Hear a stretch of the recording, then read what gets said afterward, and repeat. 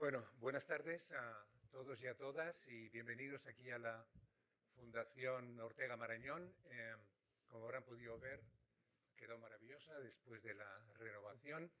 Este es uno de los grandes centros culturales del país, así que les animo mucho a que se den de alta y puedan recibir todas las noticias sobre las actividades que aquí se hacen y que lean la revista de Occidente.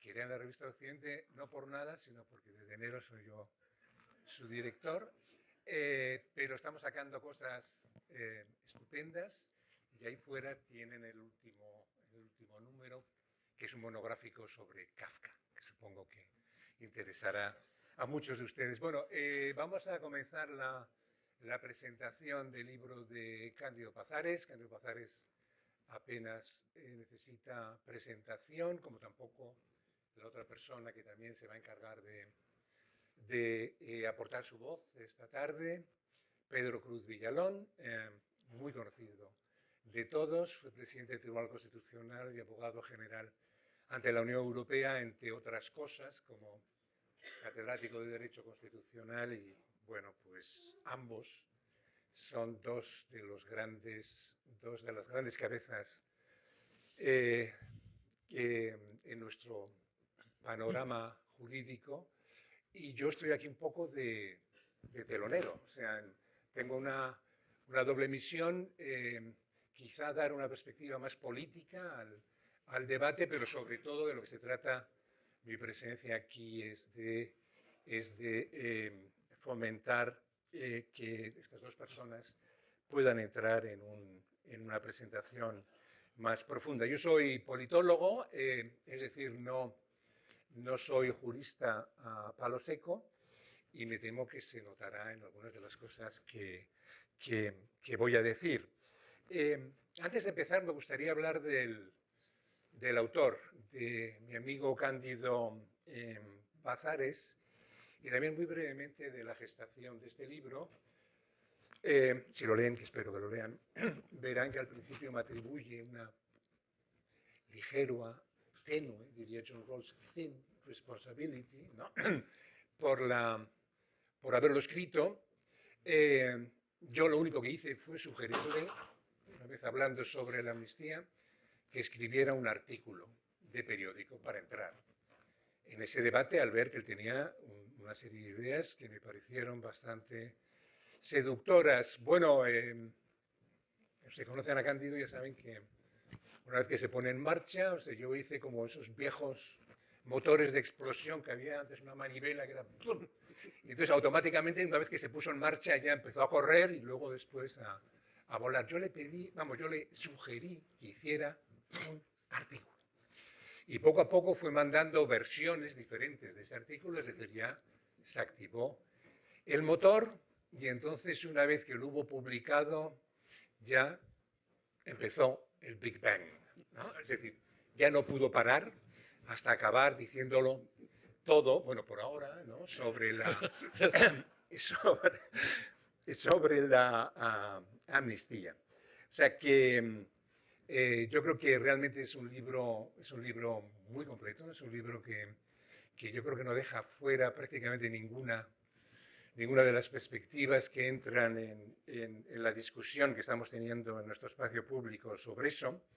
Yo por eso le sugeriría que tenía que haber, bueno, le dije que tenía que haber hecho un subtítulo que, parafraseando una película de Woody Allen, sería algo así: todo lo que siempre quiso saber sobre la amnistía, pero no se atrevió a preguntar a un jurista inteligente.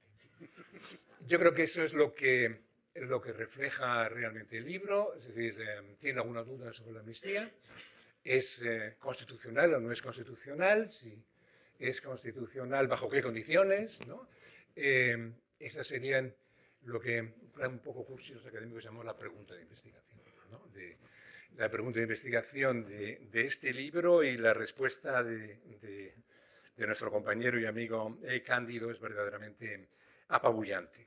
Se ha leído todos los artículos de periódico, de revista que han salido sobre el tema. Cuando digo todos, es todos. En prensa nacional e internacional. Ha seguido los debates del Congreso. Recoge una enorme cantidad de jurisprudencia, bueno, y todo lo que cabe dentro de la caja de herramientas del derecho, o sea, que va desde reflexiones de filosofía del derecho, pasando obviamente por del derecho constitucional, muy intensamente además, y con incluso algunas incrustaciones del derecho privado, como ese Entire Fairness Test del derecho de sociedades que menciona al final. Yo creo que hay un muy potente enlace de categorías jurídicas. Es un libro muy analítico, muy riguroso. Lo que más me llamó la atención, Cándido, luego al final puedes decir algo sobre esto, es que es un libro geométrico. Son todo figuras conceptuales, ¿no?, que van enlazando y que realmente al final lo que hacen es, pues, ofrecernos lo que llamarse la geometría de la amnistía. Esto no queda del todo mal y la verdad es que lo acabo de improvisar ahora mismo. Bueno, como indica el mismo título, se trata de vertebrar toda la discusión en torno a una serie de falacias argumentativas para tratar de ir refutándolas poco a poco. Por tanto, es un método dialéctico muy sugerente, creo que ganador, con una cierta distancia política, diría yo. Su objetivo no es ayudar a un sector político u otro en la discusión sobre la amnistía. Su objetivo, yo creo que es tratar de ver cuál es la correcta respuesta jurídica, ¿no?, al problema que se nos había planteado. Pero el autor es también generoso con el lector profano, la verdad es que no demasiado, pero tiene gestos de generosidad, a pesar de todo el conjunto de latinajos que contiene, y voy a referirme a uno de ellos. Por ejemplo, cuando habla del argumento a minori ad maius, es decir, lo que sostienen que la amnistía es inconstitucional porque se prohíben expresamente los indultos generales, Cándido recurre a un símil simpático para subrayar que los indultos y la amnistía son dos categorías cualitativamente diferentes. Y lo cito: el hecho de que se prohíba subir perros al tren no impide que pueda subirse un oso o incluso un perro en el vagón de carga debidamente alojados en su jaula o transportín. Me río por lo de transportín, que es un vocablo que realmente ignoraba que existiera. No, tuve muchos perros, sí, pero ignoraba que se llamara transportín.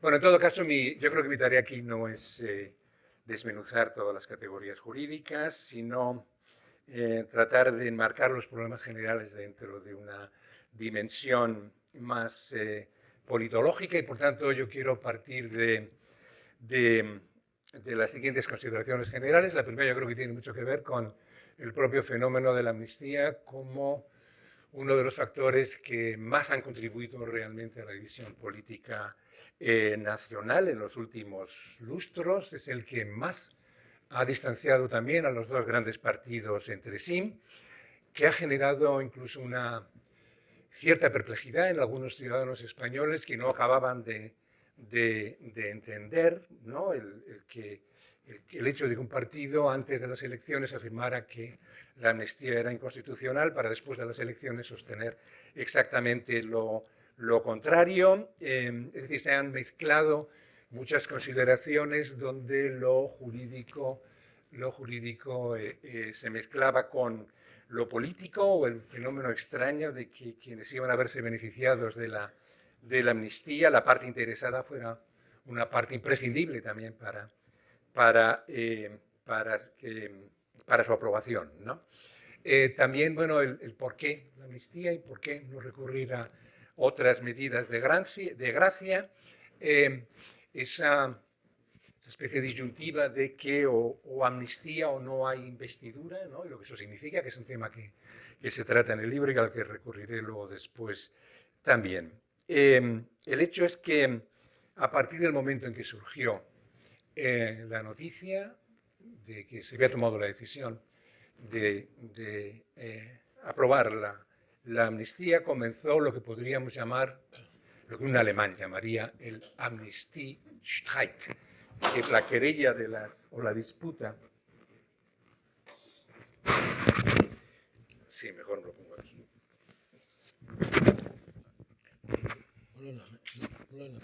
La disputa de la amnistía en el derecho público español. Quizá, Cándido, tu próximo libro debería llamarse algo así. Y bueno, no deja de ser irónico que quien mejor, por lo que yo he leído hasta ahora, lo ha resuelto, sea un ius privatista, como es el caso de nuestro autor. Bueno, voy a entrar muy rápidamente en algunos. Voy a dar un par de brochazos solamente sobre su contenido. La primera falacia que aborda el autor es lo que él llama la de la prohibición.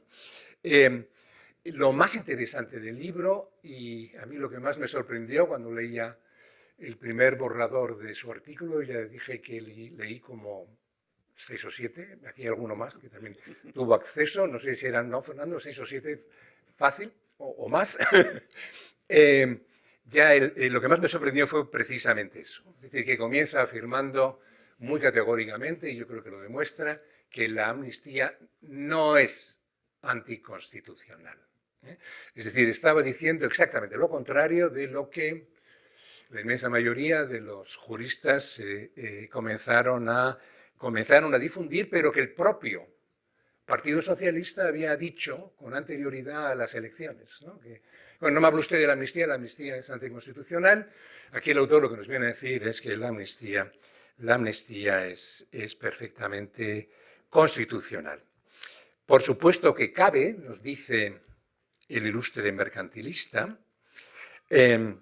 siempre y cuando la amnistía sea un medio legítimo para alcanzar un objetivo constitucionalmente valioso. Pero habrá de convenirse, y le cito, que el de evitar la repetición electoral para no dar una segunda oportunidad a la derecha, que es lo que afirmó Pedro Sánchez ante el Comité Federal de su partido, no merece tan alta consideración. Fin de la cita. Esta es la tesis central. La amnistía, en la medida en la que afecta a principios importantes del Estado de Derecho, solo se legitima si pone al servicio de un objetivo especialmente valioso, desde el punto de vista constitucional. En virtud del test de proporcionalidad debe gozar de una justificación suficiente.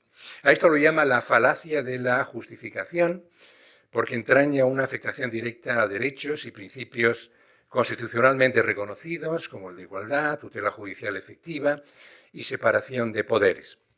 Argumentos tales como el de lo que él llama la gobernación, que todos decimos gobernabilidad, en este caso la urgencia de formar un gobierno progresista, el argumento de la desjudicialización o desjudicializar el conflicto territorial catalán o de reconciliar una sociedad dividida a raíz del procés, no salvan la objeción de la arbitrariedad y, en último término, se muestran falaces.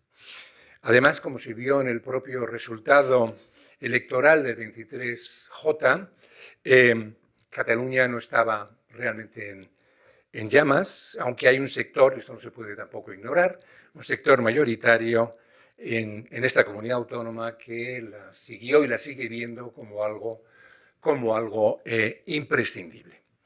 Yo creo que la forma en la que se argumentó en ese momento la necesidad de la amnistía iba menos dirigida a formular, esto es una intuición, o sea que no tengo ninguna seguridad de que lo que estoy diciendo es lo correcto, no tenía una intención o no buscaba una intención de dotar de una justificación potente para salvaguardar, diríamos, la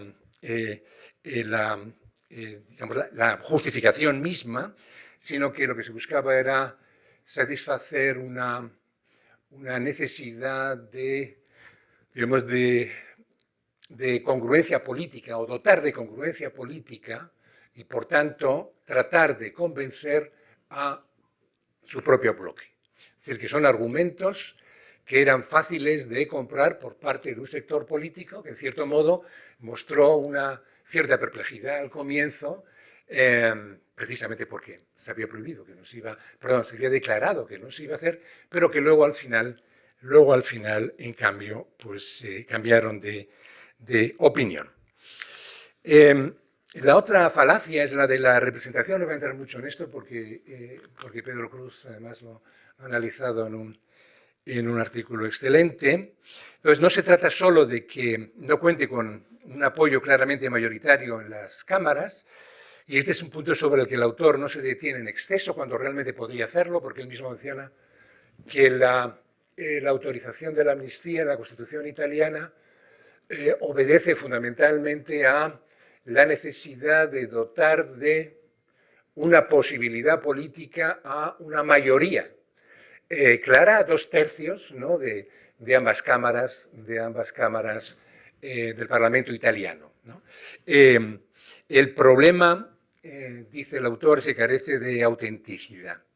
El pecado original de la parte mayoritaria de la coalición sería no haber planteado en la campaña electoral su intención o disposición a apoyar la amnistía, o peor aún, haberse manifestado tan patentemente en contra de ella. Por tanto, se trata de un cambio impuesto por el resultado electoral.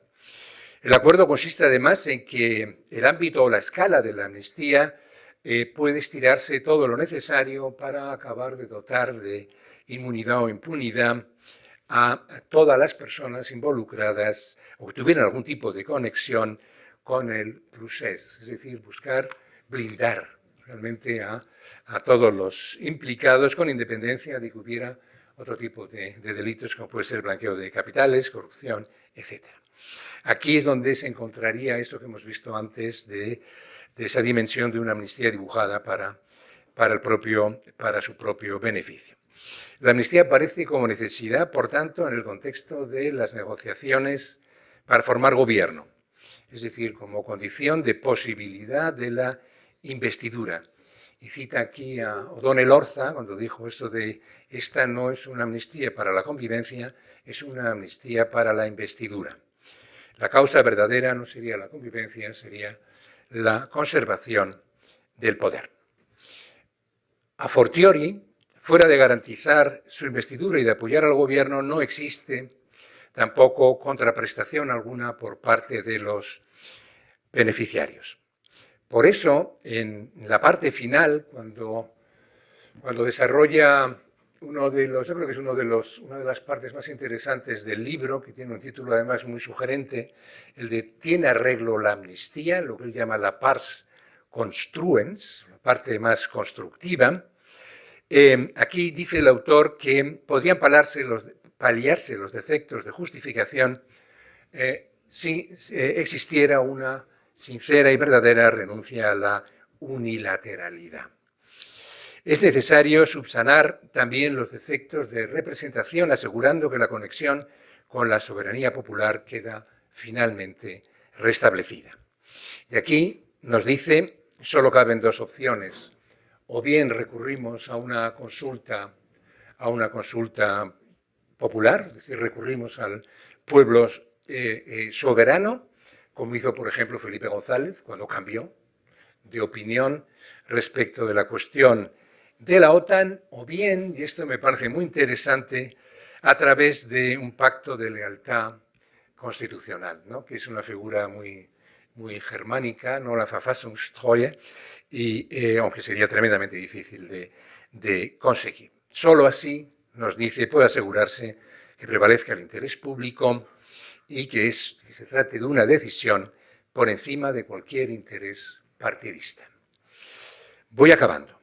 Esto no es más que un pálido reflejo de las muchas y sugerentes ideas y argumentaciones, cavilaciones y hallazgos que pueden encontrar en este asombroso libro.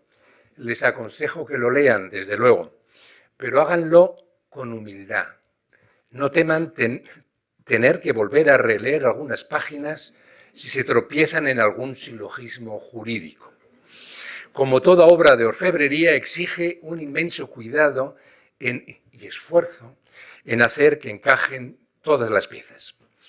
Por otra parte, y con esto acabo, y esto es un poco frustrante, a veces he tenido la impresión de que al lector le es más difícil extraer toda la riqueza que contiene el libro de lo que le ha costado al autor escribirlo. Lo asombroso es que no se sienta humillado por tanta erudición y buen hacer, sino, curiosamente, henchido de admiración por esta obra tan redonda. Muchas gracias.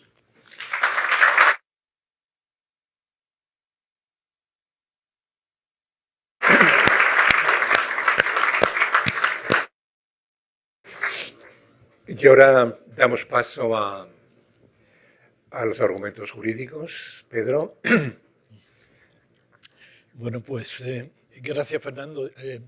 Es un enorme placer estar aquí esta tarde en la Ortega Marañón, en esta sala, para mí totalmente nueva, y con un público realmente que merece mucho respeto, debo decir. Es un placer que me hayáis llamado para comentar el libro de Cándido y hacerlo junto contigo, Fernando. Yo creo que tú me has facilitado la tarea en el sentido de que tú has puesto el color. Y ahora a mí me toca poner el gris, el lápiz. Y bueno, procuraré que no ser demasiado plomo. Sí, yo... bien, pues razón de más para espabilar. Si tengo que ser fiel a mí mismo, yo diría que alguien dentro de unos años, encontrándose con este libro, podría pensar que es la obra de un constitucionalista que intenta hacerse pasar por mercantilista. Y que por eso insiste enormemente en esto del principio fiduciario, a ver si cuela. Y bueno, pero por otra parte, uno habría que preguntar, pero ¿tan mal está el derecho constitucional como para tenerse que presentar como mercantilista para que a uno le escuchen, ¿no? Yo no voy a entrar en ese debate. No voy a hablar de la identidad del autor, no voy a hablar tampoco de la amnistía, de lo que él llama la amnistía en ciernes, que en realidad todavía es una amnistía en ciernes, si no me equivoco, a fecha de esta tarde. Y voy a hablar, pues lógicamente, como ha hecho Fernando, del libro, un libro que se llama Las falacias de la amnistía, y empiezo por el título, ya lo ha dicho Fernando, un título realmente atractivo y que realmente debiera prometer una lectura igualmente atractiva, ¿no? Y en ese sentido mi propósito es contribuir a que sea así, a que la lectura sea verdaderamente atractiva, más allá del círculo de los que nos dedicamos muy particularmente a esto, ¿no? Un poquito más allá. Es importante que este libro se lea mucho y que se lea sin dificultad. Entonces yo, ya lo ha dicho Fernando, voy a hacerlo desde una perspectiva jurídica, no en balde ahí aparezco definido como jurista. Bueno, la realidad es esa, que por una parte el libro tiene una importante ambición científica, ambición y logro científico, ¿no? Desde esta perspectiva yo diría, y yo también había pensado en un subtítulo, y mi subtítulo es La amnistía como pretexto. Es decir, este libro es el pretexto para desarrollar una lección magistral de cómo se debe construir el tratamiento de una cuestión particularmente compleja. Es una lección para todos, ¿no? Entonces, en definitiva, dicho con la mayor sencillez, explicar por qué esta ley de amnistía es irrefutablemente inconstitucional, pues es un reto intelectual, ¿no? Esto es así, ¿no? Y así es, este es un libro que casi podría uno decir que es una feliz ocasión en la medida en que ha dado lugar, la amnistía es una feliz ocasión en la medida en que ha dado lugar a este libro, ¿no? Y luego al mismo tiempo es un libro que no es sencillito, mucho más allá de un determinado círculo, ¿no? Incluso si uno se salta la letra chica, ¿no? Es un libro exigente. Entonces, por todo eso, yo voy a intentar proponer una sencilla clave de la obra. Y es una clave que se apoya en el planteamiento del autor, pero tampoco al 100%, va un poco más allá, ¿no? Entonces, el enunciado sería muy sencillo. El autor juega con una contraposición entre un artículo y un adjetivo, ¿no? Dicho sencillamente, con la partícula la y con la partícula esta, ¿no? ¿Qué quiere decir esto? El enunciado sería este: la amnistía no está reñida con esta Constitución, pero esta Constitución está reñida con esta amnistía está reñida con la Constitución, ¿no? Esto quiere decir que la figura de la amnistía como tal, en abstracto, no está prohibida no está reñida con esta Constitución de 1978, la española, pero que esta ley de amnistía, con sus caracteres de fondo y de forma, es contraria a la idea misma de Constitución, ¿no? Entonces, yo, interpretando al autor, entiendo que sobre esta tesis está construido el libro. Esta segunda parte de la tesis quizá no esté expresamente dicha así, yo por lo menos no he acertado a verlo, pero implícitamente está. De manera evidente, el desarrollo mismo de la obra va en ese sentido, ¿no? Lo cual me lleva ya a fijarme en las falacias. Esto ya lo ha hecho Fernando, cuáles son estas falacias, ¿no? Las falacias son tres, como los enemigos del alma, ¿no? Bueno, pues igual. Entonces, está lo que el autor llama en términos abstractos la falacia de la prohibición, la de la justificación y la de la representación. Y dicho mucho más sencillo, primera falacia, que la posibilidad misma de una amnistía esté vedada por esta Constitución, sería una falacia. El que esta amnistía respete el principio constitucional de prohibición de arbitrariedad o de desproporción. Y tercera amnistía, el que se haya adoptado de forma procedimentalmente correcta, ¿no? Por tanto, estas son las falsedades. Ahora, son falsedades que van en dirección opuesta. Ya se ha dicho ya, la primera falsedad va en una dirección, ¿verdad? Y las otras dos van en otra dirección. La primera, podría pensarse, va en dirección de legitimar, y así es la amnistía en abstracto. Las otras dos van en la dirección de deslegitimar esta amnistía en concreto. Y esta segunda parte es el grueso de la obra, ¿no? Un poco se va a enfrentar uno con una serie de principios constitucionales básicos que no son compatibles con esta amnistía. Ahora bien, dicho esto, hay una enorme diferencia entre la primera falacia y las otras dos, porque la primera es instrumental de las otras dos. La primera es la premisa un poco que te lleva a necesitar enfrentarte con los otros dos problemas que tienen mucha mayor enjundia, etcétera, etcétera. Eso por un lado. Por otro lado, son de distinto género en términos cuantitativos, en el sentido de que yo diría que la primera falacia es menos falaz que las otras, ¿no? Incluso en un momento dado el autor dice, bueno, la verdad es que estos señores, en principio yo no lo comparto, pero soy capaz de seguir el argumento, ¿no?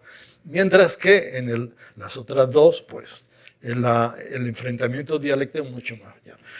Muy rápidamente, por lo que hace a estas falacias individualmente consideradas, empezando por la falacia de la prohibición. Esa es la más fácil, ¿eh? es la más sencilla de seguir, la falacia de la prohibición. ¿Por qué es la más sencilla? Porque está construida en torno a las pautas tradicionales de interpretación. Y ahí lo que hay es un debate entre una serie de autores y otros, utilizando pues las reglas típicas, la gramatical, la sistemática, la teleológica, y finalmente incluso la comparativa, ¿no? Basada en el derecho comparado, ¿no? Son con esas herramientas es con las que Cándido se enfrenta a las posiciones contrarias, lo hace uno por uno, de forma absolutamente exhaustiva, como hace todo en este libro, ¿no? Eso es lo que hace a esta parte. En definitiva, el constituyente no ha prohibido la amnistía. No la ha prohibido. Ahora bien, la cuestión es, y ahí voy un poco más allá, ¿es eso todo? ¿Se cierra ahí todo el capítulo este? Porque claro, queda claro que la amnistía es consustancialmente un instituto excepcional, es casi un instituto de excepción.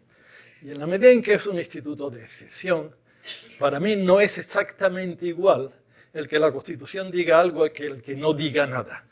Por cierto modo hay una vocación de que se diga algo al respecto. Es una materia llamada a ser un poquito retratada en la Constitución, digamos.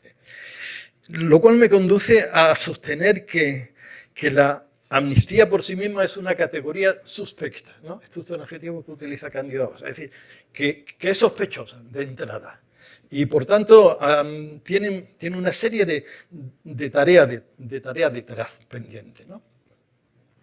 Bien, respecto de las otras dos falacias que van juntas en principio, la de la justificación y la representación, pues bueno, ya digamos que ahí tenemos otro escenario.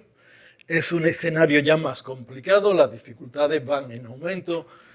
En la primera, pues estamos hablando de lo que se dijo en el proceso constituyente, de lo que se dice en otros países, de no sé qué, no sé cuánto, qué quiere decir cuando se presenta un ambiente tal cual, y no sé qué. Tal. Aquí no, aquí ya se entran en las categorías, ¿no? Aquí ya la cosa se complica un poquito, y se complica en creciendo, porque la segunda tiene ya su propia dificultad, la de la justificación, y la tercera tiene todavía más dificultad, que es la de la representación, ¿no? En fin, para colmo hay una dificultad, y es que, digamos que aunque la primera es la justificación, por tanto, si se explica bien la amnistía, si está justificada, si es proporcional, etcétera, y todo lo que está alrededor, en la tercera parte, en la de la representación, el tratamiento se desliza un poco de nuevo hacia los temas de justificación, concretamente hacia el tema de la interdicción de arbitrariedad. Y eso tiene también su explicación, y lo veremos enseguida, ¿no? En concreto, la falacia de la justificación. Y voy rapidito. Como ya he dicho, toda amnistía necesita estar justificada e incluso fuertemente justificada, por lo que dije antes, ¿no? Es una categoría sospechosa. Toda amnistía, dicho coloquialmente, hace un roto en el Estado de Derecho, ¿no? Y entonces aquí es donde el capítulo pone detalladamente de manifiesto como las razones o bien no se sostienen o bien son inaceptables. Con lo cual, desde el momento en que no tenemos razones, no tenemos mucha probabilidad para construir la categoría central de este libro, de este capítulo, que es el principio de proporcionalidad. Ahí la cosa empieza a ponerse durilla. Entonces, en relación con el principio de proporcionalidad, a mí me hubiera gustado quizá un mayor acento en esta materia.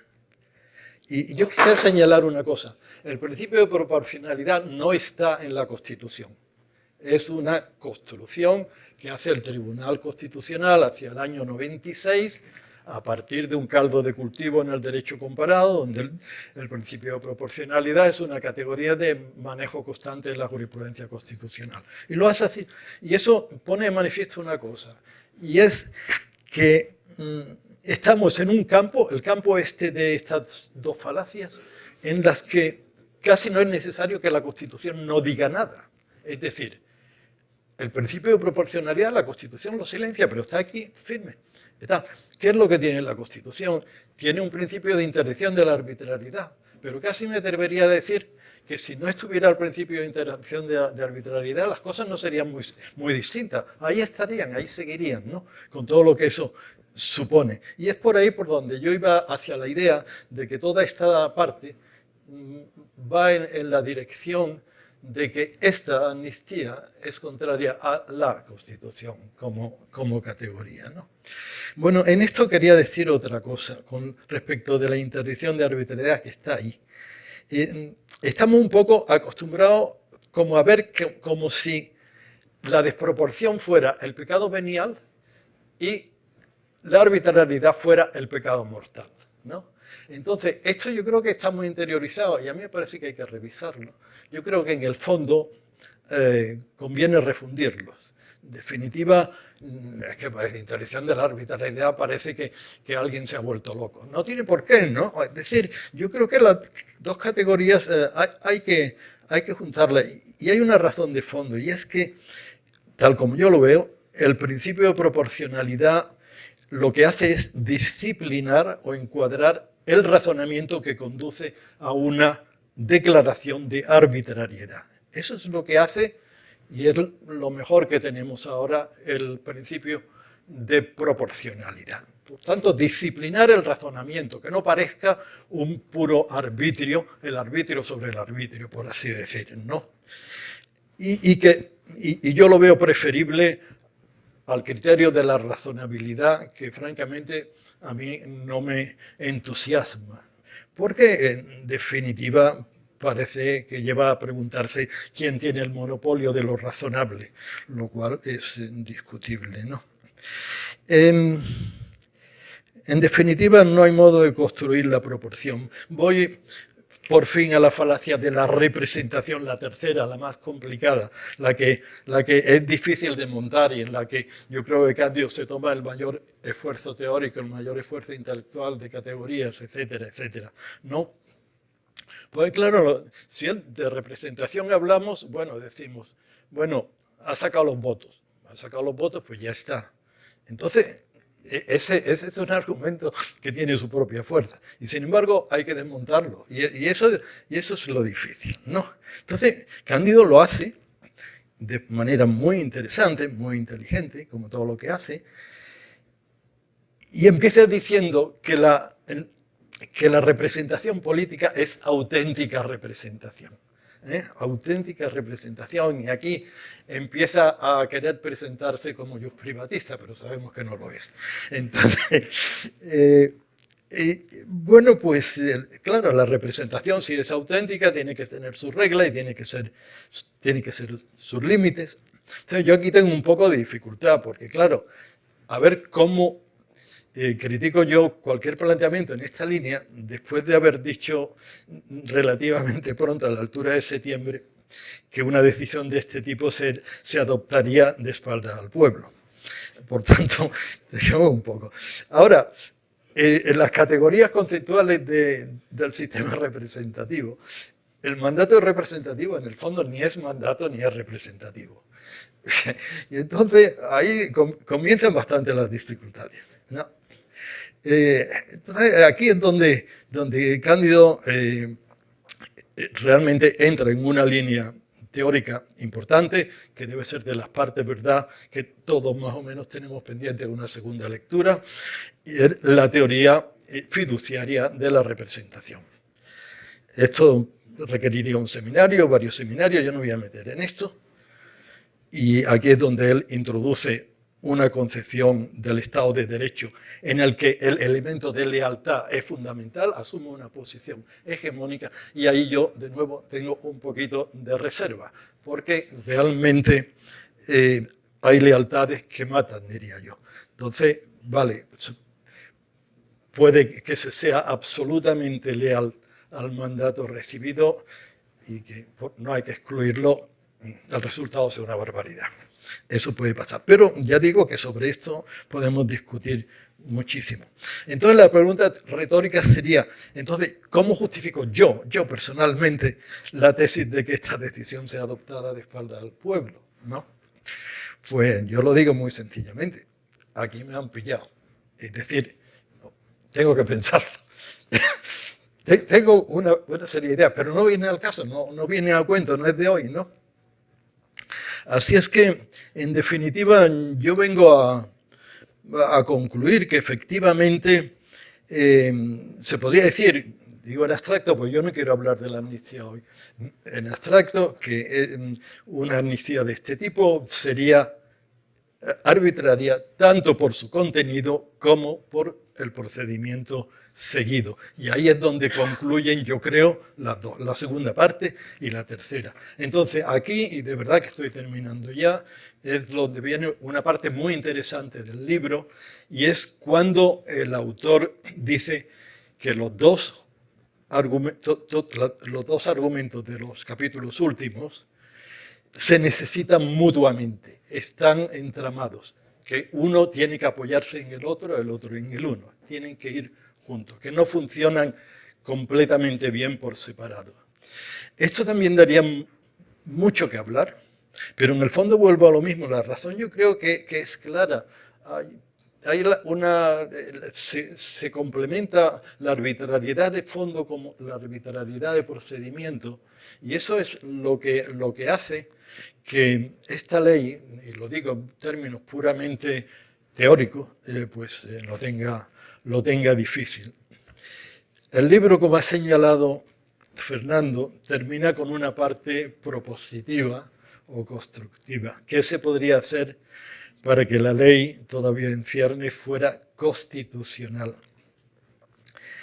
Desde luego, a estas alturas ya, respecto de cuando se mandó a imprentar el libro, muy poca cosa, ¿no? Entre los casos, porque el rey, a diferencia de otros jefes del Estado, no puede devolver la ley aprobada al legislador. De todas maneras, me parece que esta reflexión es interesante porque pone de manifiesto algo que también está implícito, y es la dificultad de hacer tabula rasa de una ley como esta. Una vez que esta ley está promulgada, sancionada, etcétera, etcétera, tenemos una papeleta, ¿no?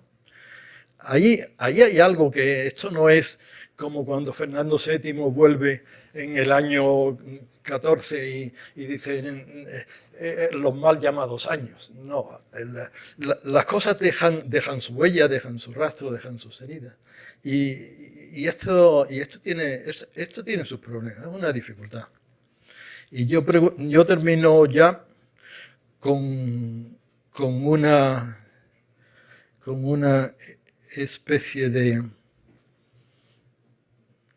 algo que puede parecer una broma, pero a lo mejor que no es tanto. Y es que el Constitucional podría ensayar algún tipo de interpretación conforme que permitiera salir del impasse, o a lo mejor simplemente declarando inconstitucional su exposición de motivos. Gracias.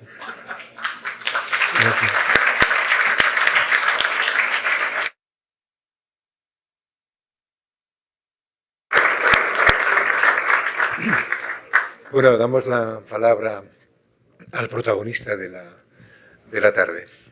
Cándido. Pues nada, muchas gracias Fernando y Pedro y buenas tardes. Como autor, en este turno tengo poco que decir y mucho que agradecer. Expresaré mi gratitud hacia sus destinatarios y protagonistas por riguroso orden de aparición, como indicaban los títulos de crédito de las películas antiguas. Menciono o recuerdo así, en primer lugar, a todos aquellos que me habéis echado una mano en la preparación del libro. No os cito nominativamente porque la lista es demasiado larga para ser recitada y consta ya en el prefacio del libro.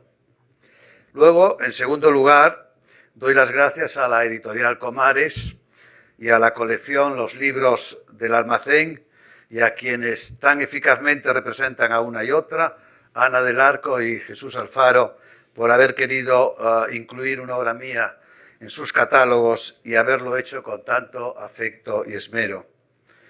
En tercer lugar, dejo también constancia de mi agradecimiento a esta fundación, a la Fundación Ortega Marañón, que ha acogido este acto con fervoroso interés y, naturalmente, a todos vosotros que lo habéis llenado de sentido con vuestra asistencia. Gracias de corazón.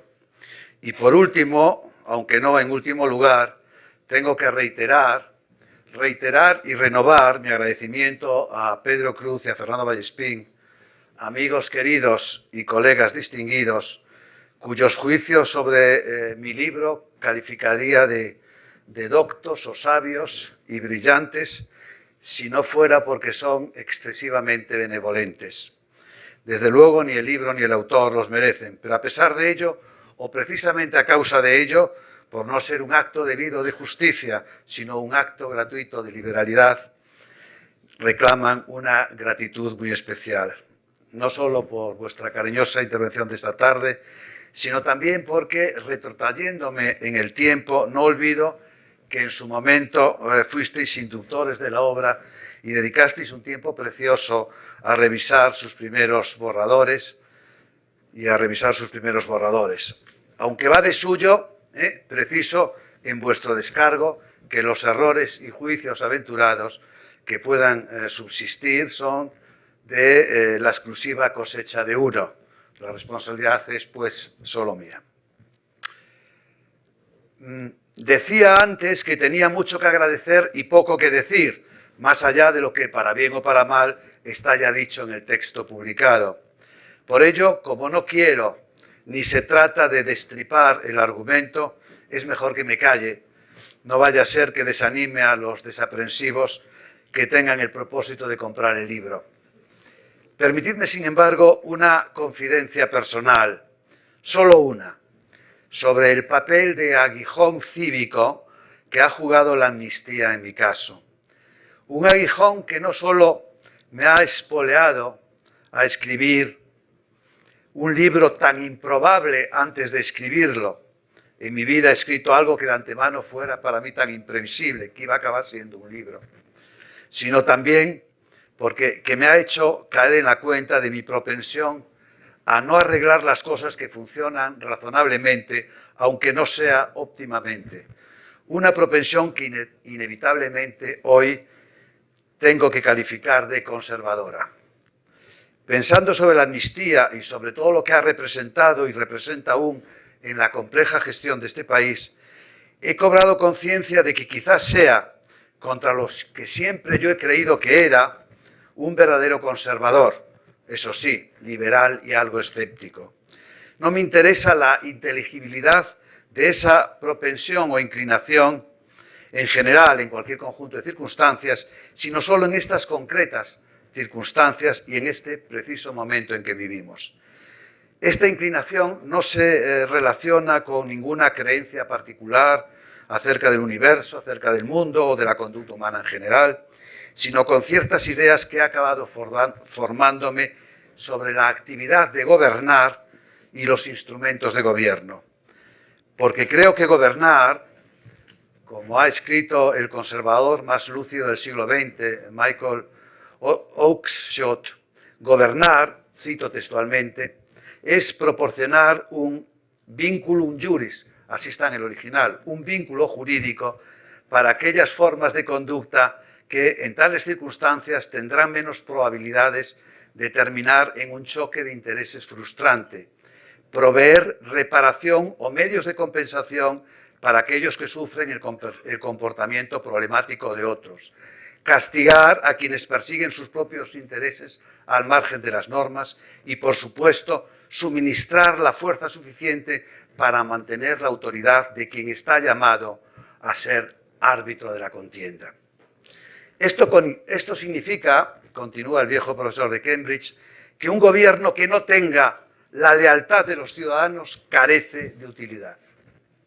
Pues bien, me parece que la amnistía, esto es lo que quería, en definitiva, trasladaros al margen del razonamiento jurídico desarrollado en el libro, la amnistía no ha contribuido precisamente a sostener la lealtad de los ciudadanos y la confianza en las instituciones. Ha servido más bien para delimitar la argamasa de nuestra convivencia, para sacudir las bases de nuestros entendimientos mínimos. La actitud conservadora, siempre según el liberal y escéptico conservador inglés, refleja una visión muy diferente de la actividad de gobernar. El hombre, con esta disposición, entiende que la función de un gobierno no consiste en exacerbar la pasión y darle nuevos objetivos que la alimenten, sino en introducir un ingrediente de moderación en las actividades de los demasiado apasionados, para restringir, reducir, pacificar y conciliar, no para atizar el fuego del deseo, sino para moderarlo.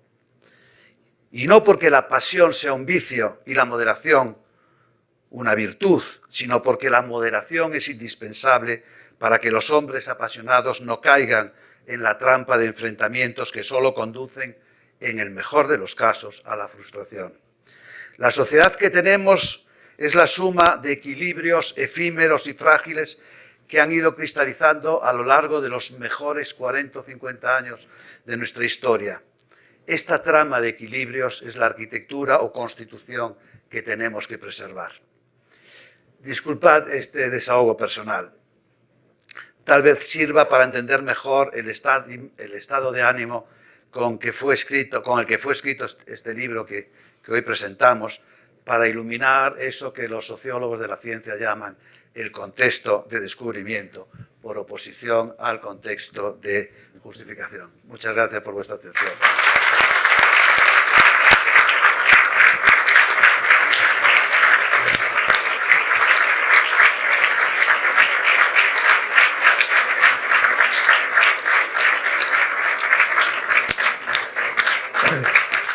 Muy bonito, muy bonito.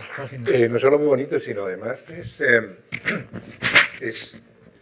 un recurso retórico que es hablar del libro sin hablar del libro, ¿no? O sea que realmente no has mencionado el contenido del libro y sin embargo no has dejado de hablar del libro. He hablado bastante del libro. Sí, bueno, nos queda muy poco tiempo, pero yo tenía una curiosidad, ¿no? Porque hay un tema que yo creo que ha quedado muy poco claro en la discusión sobre la amnistía, que es el propio informe de la Comisión de Venecia, ¿no? Que tú mencionas, que sobre todo afecta al consenso necesario, ¿no? Y como dije antes, tú tampoco le das tantísima importancia, ¿no?, a la cuestión del consenso. ¿Qué opinión tienes? Porque claro, unos dicen que la Comisión de Venecia avala al gobierno, lo hemos leído en algunos medios, y otros dicen exactamente lo contrario. No, bueno, yo creo que le doy mucha importancia al consenso, hasta el punto de que al final, de alguna manera, me parece que constituye un requisito de idoneidad, de una amnistía para tener justificación y poder superar así el test de proporcionalidad. Vamos a ver, yo creo que el informe de la Comisión de Venecia no se ha entendido bien y se ha malinterpretado por unos y otros. Naturalmente, en el gobierno y las instancias progubernamentales, pues rápidamente se ha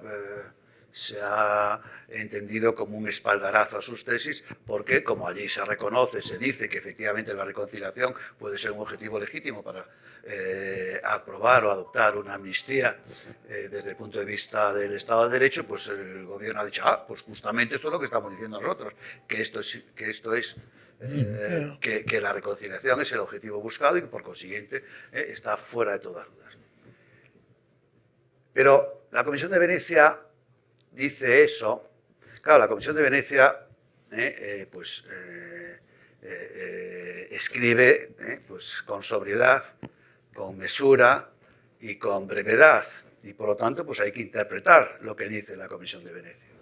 La Comisión de Venecia después, al propio tiempo, dice que, sin embargo, esta amnistía necesita o requiere de una mayoría cualificada para ser aprobada.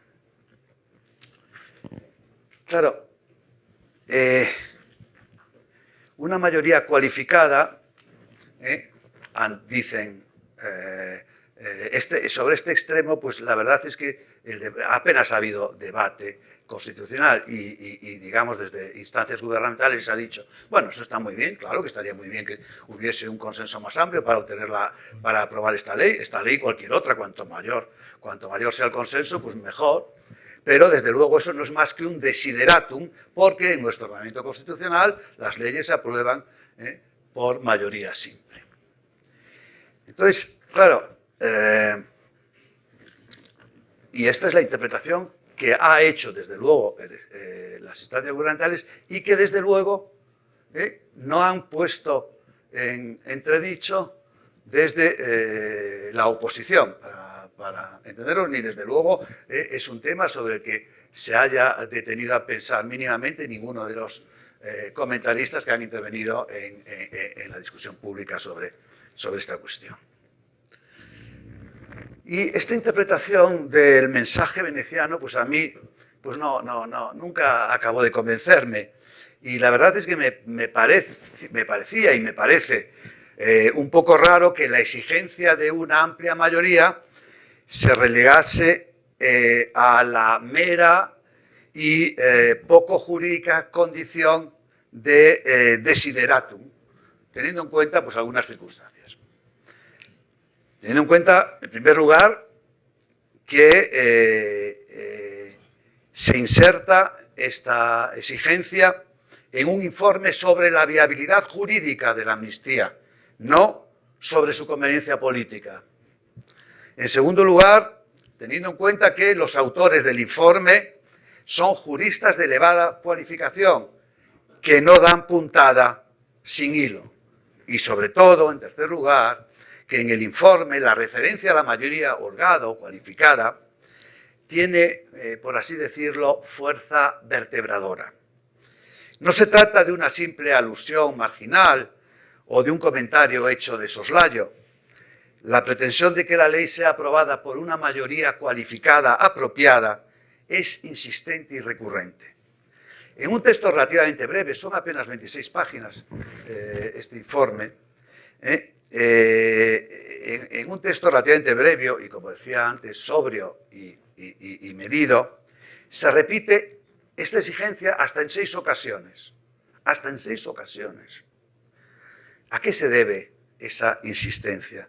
¿Por qué los expertos del Consejo de Europa sienten la necesidad de estar llamando permanentemente la atención sobre este extremo? Pues a mí me parecía que era un poco enigmática esa insistencia y, desde luego, creo que no se ha reparado suficientemente en ella. ¿Qué puede explicarla? Desde luego, yo descarto la hipótesis del error grueso, que los autores del informe hayan pensado que la exigencia de una mayoría cualificada venga establecida por la Constitución. La presidenta del grupo de trabajo que elaboró este informe es Marta Cartabia. Marta Cartabia es catedrática de Derecho Constitucional, fue presidente de la Corte Constitucional italiana y además fue ministra de Justicia en el gobierno Draghi. Y Marta Cartabia, por lo tanto, creo, sabe con toda seguridad que la mayoría de 2/3 que exige la Constitución italiana es así, y otras, pocas, pero alguna otra constitución, para la aprobación de las leyes de amnistía es una especialidad de su país o de aquellos otros pocos que la hayan seguido y que, desde luego, es una regla que no puede universalizarse.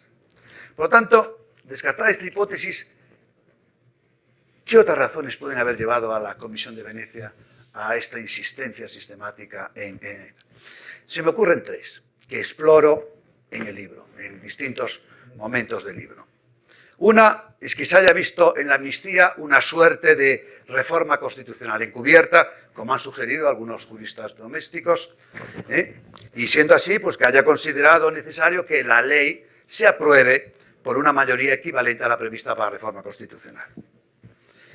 Me parece que esta es una conjetura altamente improbable, a pesar de que la Comisión dice que debería clarificarse, a la vista del debate interno del que ha tenido noticia, debería clarificarse pues que qué dice o qué pronunciamiento contiene la Constitución sobre la amnistía.